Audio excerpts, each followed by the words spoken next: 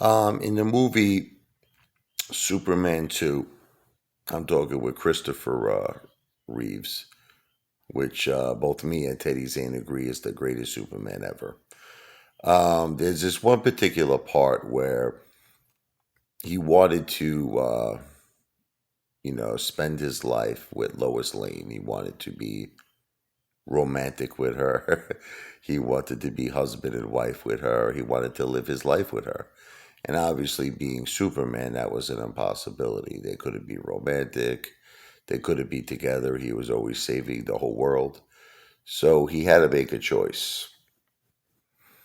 And he decided that he wanted to be with Lois Lane. So what happened was at the Crystal Chamber, there was two different versions.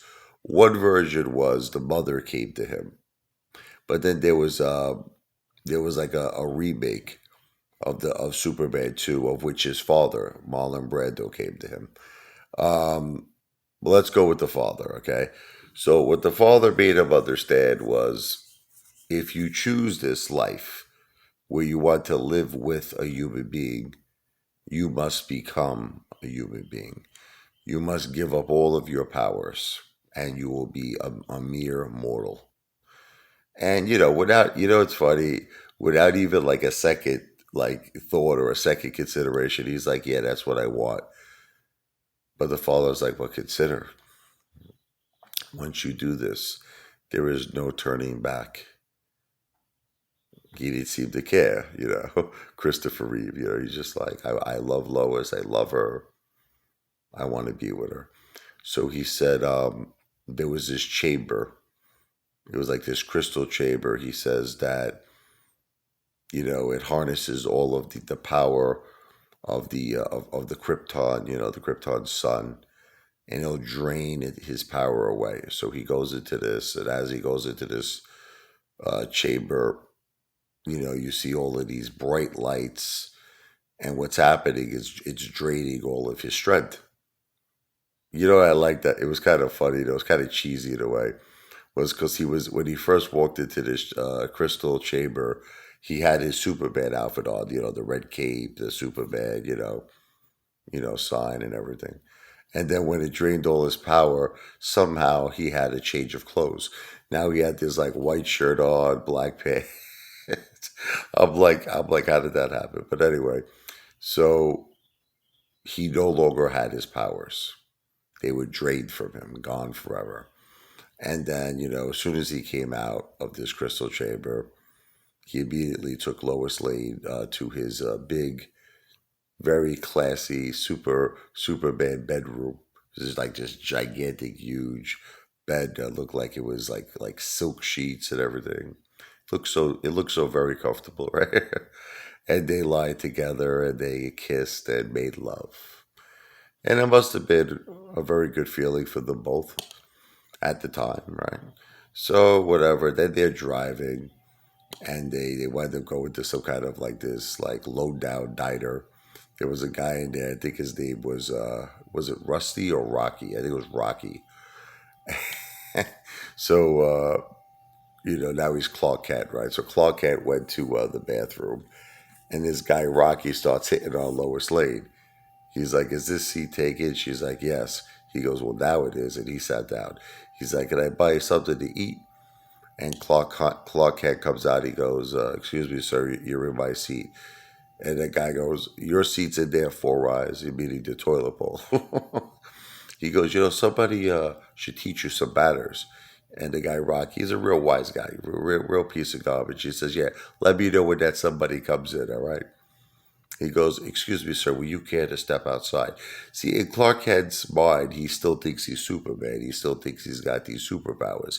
He forgets he's just a human being now. He's just a mere mortal. So, long story short, the guy goes after you, right? So, as he's walking outside, he gives him a cheap shot, Rocky, punches him right in his head, right in his back. He goes flying into this whatever glass, whatever it is, this glass thing, and he's bleeding. Okay, Clark Kent. Now, what happens is that Clark Kent's in shock. He never saw his own blood before. He looks, he's like, "Blood, I'm bleeding." He's like in shock. He gets up again. The guy punches him in his stomach, knocks him in his face. Lois Lane jumps on this guy Rocky, pulling his hair, scratching him. He was gonna punch her, but then he realizes that she's a woman, so he controlled himself anyway. He walks out. Rocky is like, "This place sucks anyway," and Clark Kent is in severe pain, bleeding, and he tells Lois that he thinks that maybe you got to get a bodyguard now because he's shot. And then out of nowhere, the TV comes on. It's General Zod, and he's at the president, the White House. He's like, kneel before Zod. He goes, I'll kneel before you if it will save lives. He says it will, starting with your own, right? He goes, I will kneel for you, in the interest of world peace. But there is one man who will never kneel from you. He goes, who is this imbecile? Where is he? He goes, I wish I knew. Superman, where are you? Superman. And long story short, that's when he realized, Clark Kent, that he made a grave mistake. He's like, what am I going to do? What am I going to do? So he winds up walking all the way back. I don't know where it was like his home was. It's kind of like a resemblant of how Krypton used to look, or it was like a home filled with crystals. It seemed like it was in the middle of like Antarctica or something. It was like this all ice and everything. But I remember that he lived. What was it? What town was it? Can't think of the town now. It's gonna come to me in a second. But it was like a country town, and I remember when he was when he was young, he took the crystal and he threw it. So I mean, I don't know how it became Antarctica where he lived. Smallville. There it is. It just came to me, Smallville. But anyway, long story short, he walks back to his crystal home, and he starts. This really touched me. This touched my heart. This part. He yells out, "Father, I failed. Father!" He's screaming, and then all of a sudden, he looks and he sees his birth crystal. This was the crystal that was inside his that like that capsule that he flew across space from Krypton to Earth, and this was his birth crystal. This was the remaining strength that his father had, and then when he put this crystal inside, there was like these little like crystal like kind of compartments that you put crystals in, and when you put the crystal in, the father's image appears, and the father says, "Son, I anticipated you would make this mistake." He says, "And I am prepared to do one last duty for you as your father. I will give you all of my remaining strength that I have to you, my son. But then after that, my life force will cease to exist." Meaning he's going, like, he was technically already dead, but now whatever was left, whatever spirit or energy or whatever it was going to be expired. It was finished.